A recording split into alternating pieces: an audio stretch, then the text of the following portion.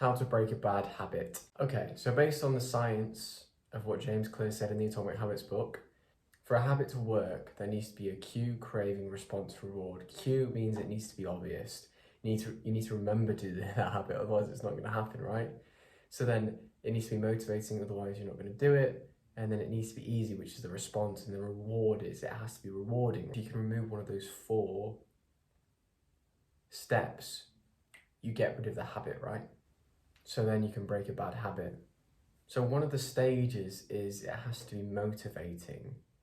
So something you can do to make a bad habit less motivating is, well, first off, bad habits usually like instant gratification, things like eating junk food, watching porn, stuff like that.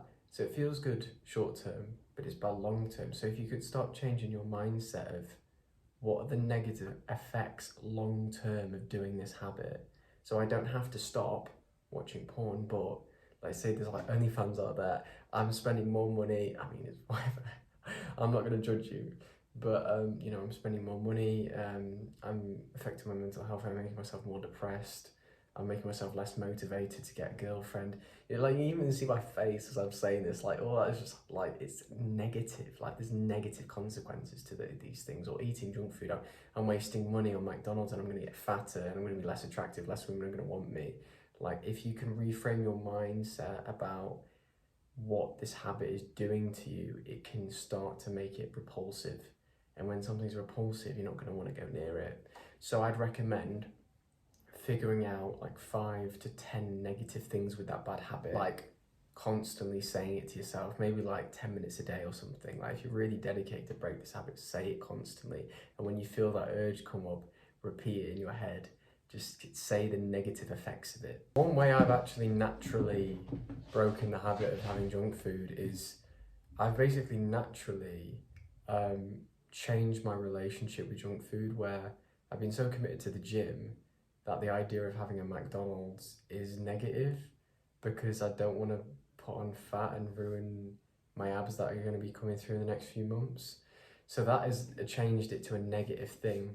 So a commitment to improving your mental health or doing habits that overweigh the negative habits will stop you from doing those negative habits. It's like a chain reaction. The more positive habits you have, the better you feel, the more you want to indulge in the positive habits. It's like a big commitment to the gym would make you go, you know what? No, I've just worked out solidly for 45 minutes intensely and I'm not going to have junk food because it's just going to ruin my results.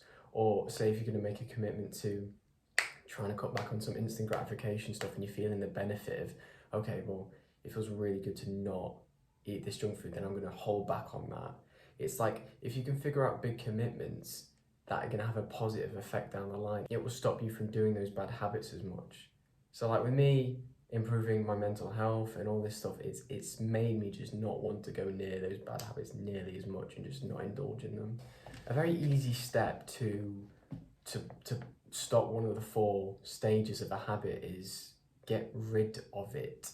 Get rid of it. So for example, this is an easy one, like porn, which a lot of people are addicted to, and I get why.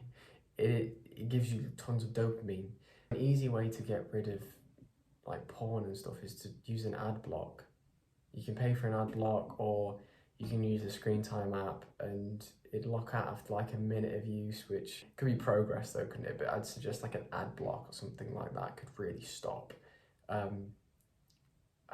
So removing those sort of obstacles out of the way. For example, a thing of removing the obstacles out of the way, and I can link the studies to this, but basically in the Atomic Habits book, James Clear speaks about, I believe it was people in the army that were in Japan or in another country, I can't remember specifically, and basically lots of them were getting addicted to heroin because it was such a commonality of people doing heroin and they got swept up by it.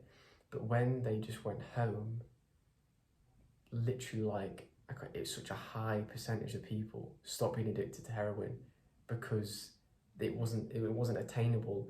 Well, it would have been attainable. I'm sure you could get heroin, but the difference is it wasn't in the environment. They weren't associated to doing that sort of bad habit in the environment, right?